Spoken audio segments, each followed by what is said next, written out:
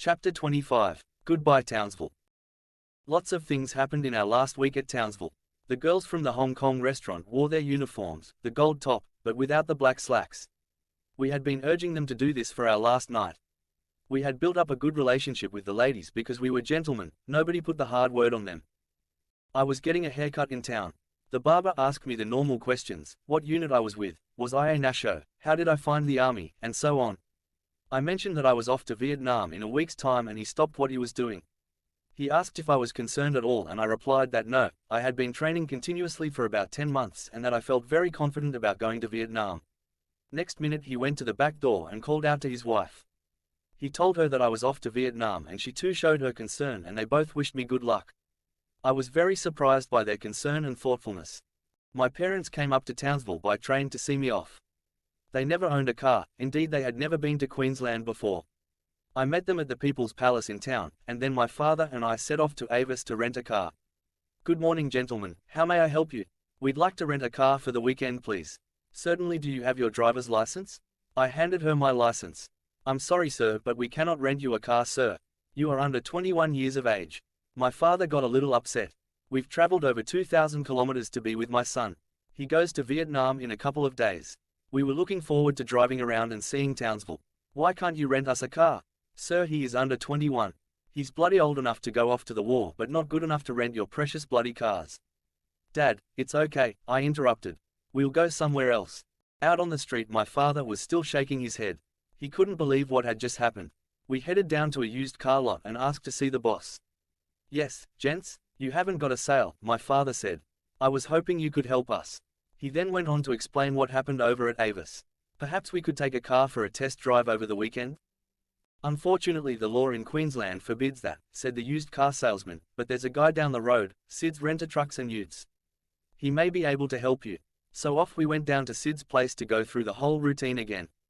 Avis wouldn't rent a car to us because I, as the driver, am under 21, I told Sid. I'll overlook that, he said. Things were looking up. I've got a Toyota 4-wheel drive out there at the moment. You can take that today, but tomorrow come back and I'll have a Ute ready to swap over. Beauty. Back to the People's Palace in this bloody great big 4-wheel drive, we picked up my mother and started to explore Townsville. First spot we went to was the hill above Townsville to take in the view of the place. Whilst there we noticed a double-story roundhouse, just like the one at Kensington in Sydney. It was some sort of restaurant. We parked the 4-wheel drive and headed towards the entrance. Sorry, we're closed, came a voice as a chap emerged from the doorway. Now I should explain that I have the gift of the gab. I got it from my father who has a way of getting people on side, that's why he was so upset about the episode at Avis. Yeah, hi mate, we're here seeing off our son who is flying off to Vietnam in a couple of days. Oh, where are you from? Cootamundra, New South Wales. Where are you from? I'm from Bondi actually. My eldest son lives in Bondi, my father interrupted, he's good at that and so am I. He lives on Campbell Parade. Really? Would you people like to come in and have a drink? So we went in and soon were up at the bar. The place was empty except for us. Now what would you like, Coke, Fanta? Coke would do nicely, thanks, my mother said. Something a little stronger? Yes, that was my father. Scotch, beauty. That was a very pleasant moment and the bar owner didn't seem to be in a hurry. My father took out his wallet and offered to pay but all drinks were on the house. After about 30 minutes we thanked him and moved on. So where to eat? We ended up at a typical cafe, one I hadn't been to. We ordered our meals and my father was chatting up the young girl who served us and asked about some extra butter. When we left, he paid the bill at the counter but he also left a few coins on the table for the young girl. We went back there the next day. The young girl was all smiles and brought my father extra butter even though he didn't ask. My father was quite a charmer. Unfortunately my parents had missed our march through Townsville's main street a couple of days before they arrived.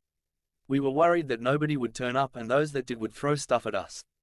That was at the height of the moratorium marches, you understand. The Vietnam War was very unpopular and a lot of the demonstrators took it out on the soldiers. As it turned out the march went quite well. The artillery guys, 107 Battery I think, who would be supporting us in Vietnam also joined in. Even though they were down the back, we knew they were there as we could hear their knuckles dragging on the ground. We were due to fly out at 2 a.m. and my parents were catching a train south at 8 a.m. The People's Palace closes at 10 p.m., so it looked like they would have to find somewhere else to stay. My father had discovered a pub not far from the People's Palace. He went there a few times and charmed the publicans so much that he offered my parents a room where they could stay at no charge.